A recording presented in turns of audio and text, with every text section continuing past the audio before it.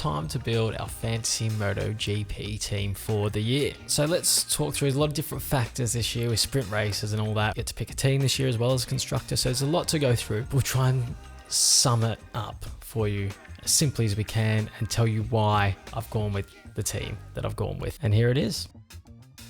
Okay, so as you can see, I've gone Ducati rider heavy here, and I think it's probably, I won't say the only way to go, but it's where I've landed on it anyway. Now, a good thing you can do is go circuit specific here, but just to get things off and running, I kind of just wanted to make sure I had the best makeup of team as possible without knowing what is actually going to happen or who's going to be quick going into round one. So let's actually start with the teams here. And if you look at the constructor I have gone with the Aprilia. Now, you do have to make a choice here with the 15 million kitty that you've got to play with. If you go Ducati, you are going to have to sacrifice somewhere and take a sub 2 million either rider or maybe even two, or a sub 2 million team if you take Ducati in the constructor here.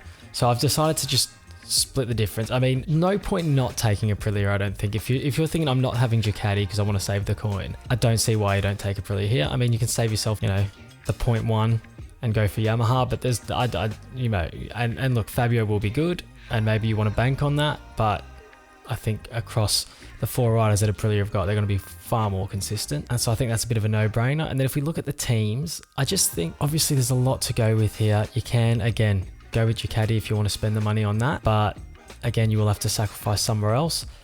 At 2.1 million, I think the VR46 team is a steal. I think you can try and also apply that to RNF, but I don't know if they're as banked on to be able to deliver as VR46, especially early on. You might be able to change that later if it looks like they're going to increase in value, but I think VR46 will increase in value and then give you the option to change to someone, better later on, maybe a factory team or something like that. But I mean, just at that 2.1, I think it's a steal. I think they're an absolute steal. I don't think there's any point in touching gas, even if you do want to save the money, or LCR at that price. I wouldn't even bother. Grassini, you may want to risk because they may be worth banking on Alex and even Digi, I suppose, having a good start, increase that value a little bit. But I don't know if that's the direction. Yeah, I just think there's more value at VR46 at 2.1 with Marini and Bezzecchi. So let's look at the riders then. I'll talk you through this. So Bagnaia, I think, is a must-have. The only other option here is I think you have to take either Bagnaia or Bastianini because Ducati just looks so good. So you have to take one of them.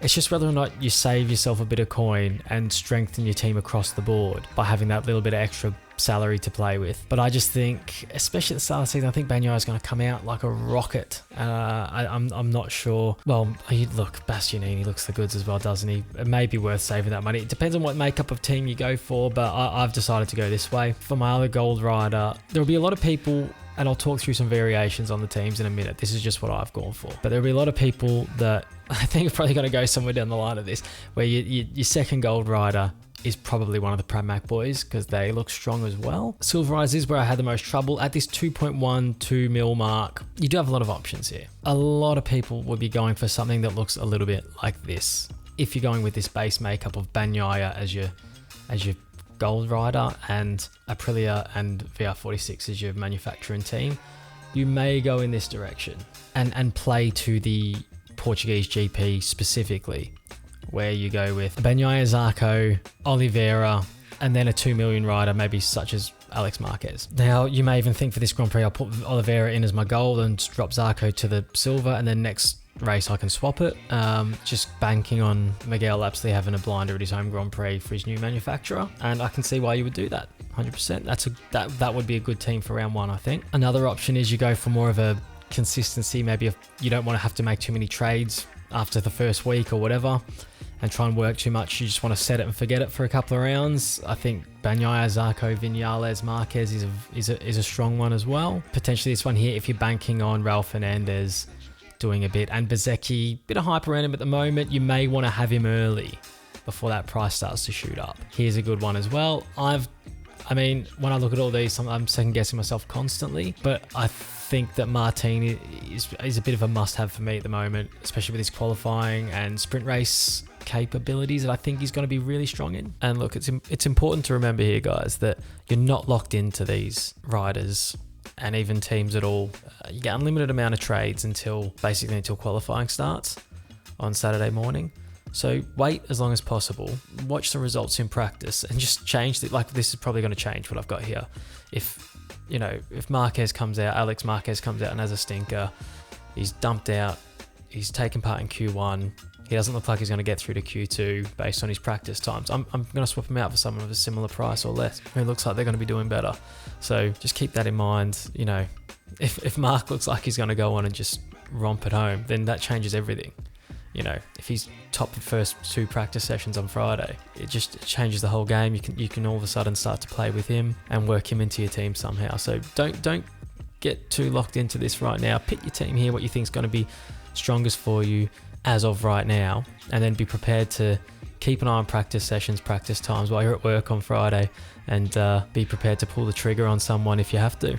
So yeah, that's what I've settled on. I'm not huge on Alex Marquez like everyone else is, but I think at 2 million he's probably the best value 2 million rider and under. It's just whether or not you think Ralph Fernandez is going to be better than him. I just think the Ducati's probably going to have more ability to go and do something there. And then Luke Marini at 2.1. I mean, he's the only rider at 2.1, so it just fit into the cap perfectly. So I've gone with that, even though I've got VR46 as well. So maybe putting too much hope into them, but we'll see. Like I said, this is if you're going for Bagnaia as your lead rider. Right, if you're going for Bastianini, you're going to have a whole world of options open up to you where you're able to swap out a Martin for a Binder, which, again, big risk. Binder's a big point scorer. He's a huge point scorer, and I resist the temptation to go for him every year, even though I probably should go for him. This year, even though I say this every year, I have probably less confidence in them as a team in terms of the bike. And with sprint races and things like that, is he going to drop too many points because of his bad qualifying usually? But again, he does make it up on a Sunday, so you may want to do something like that. Bastianini opens you up to do that. So you can go Bastianini, Binder. I mean, the other option that people will do is if you take a Quartararo instead of Bagnaia, that's a similar thing. But again, I've not considered it too much, but Quartararo could be the dark horse here in terms of your fantasy team. I mean, then you've got like your Aleix and stuff like that. Maybe you want to go for 2 more. Maybe you could go a full Pramac Gold Rider setup and just hope that they do really well. I think you're dropping too many points. So if you don't have a Ducati factory rider, I think you're missing out on too many points. The big X factor is whether you take Mark. So if you take Mark, it's hard to take you could Bastianini and Marquez, I guess, or something like that. You're going to have to go almost sub 2 million on one of your silver riders then. That's always an option for you as well, but I think there's too much of a doubt on whether Mark's going to be able to perform early. You can always switch out for that later on. So this is it. This is what I've gone with. This is what my fantasy team's going to look like this year, and we'll see how we go. I hope everyone gets involved. Stick with it for the whole season. See what you can do.